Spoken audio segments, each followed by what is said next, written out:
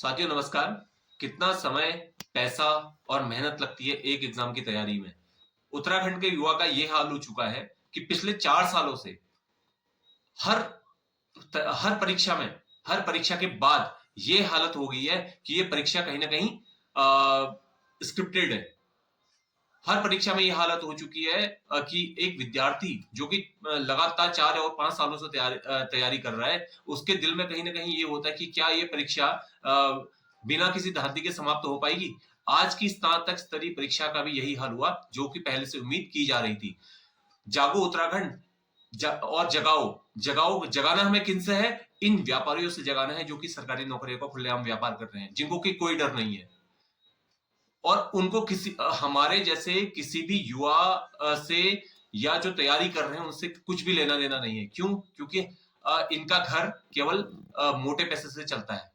ये भले ही सरकार के कितनी बड़ी से बड़ी पोस्ट पे बैठे हुए हैं, लेकिन ये अगर उस पोजीशन पे जिस पोजीशन पे बैठे हैं, उस कुर्सी पे से न्याय नहीं कर पा रहे हैं, तो क्या ये उत्तराखंड की जनता से न्याय कर पाएंगे? आपको लगता है उत्तराखंड के युवाओं से ये न्याय कर पाएंगे?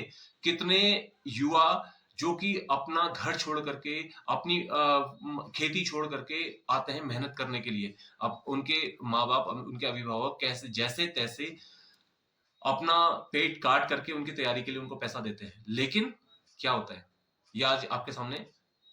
आज क्या, इससे पहले भी कितनी परीक्षाओं में तो ये हाल हो चुका है। 2012 से यही हाल होता आ रहा है। और इस धांधली की भेंट न जाने कितने युवा चढ़ चुके हैं जो कि अपनी एज कंप्लीट करके कंप्लीट कर चुके हैं। अब वो किसी भी एग्जाम को देने के लिए लायक भी नहीं रह गए। और जो अभी युवा पीढ़ी है, जो अभी आने वाले, जो जिनकी एज बची हुई है, और वो भी इसकी भेंट चढ़ जाएंगे। किसी को कोई फर्क नहीं पड़ता। कोई भी सरकार हो, चाहे कोई भी सरकार बैठी हो, किसी को कोई भी नहीं फर्क।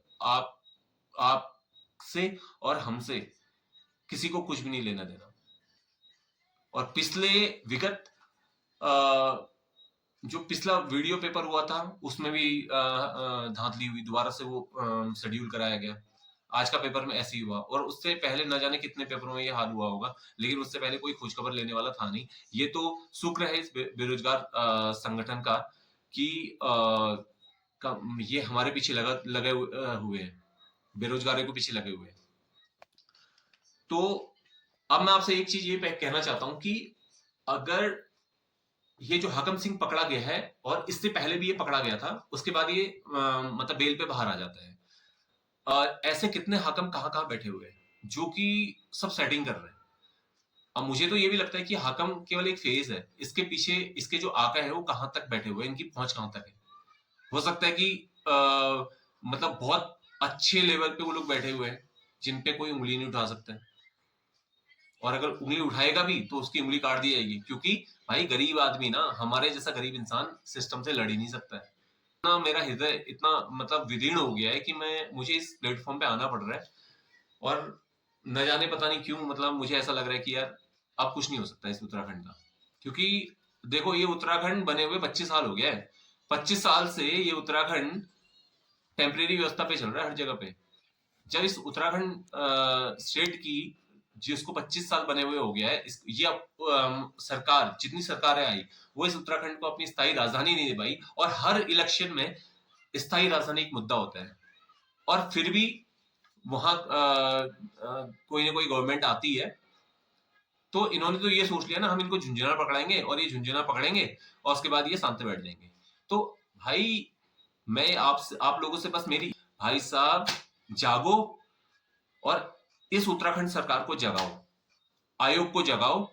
नहीं तो ये पता नहीं कितने बच्चों के साथ में खिलवाड़ कर जाएगा। क्या ये बेरोजगारी की दर बढ़ाना चाह रही है या घटाना चाह रही है? ये आप लोग के ऊपर निर्भर करता है। सोचो, जागो और जगाओ। धन्यवाद।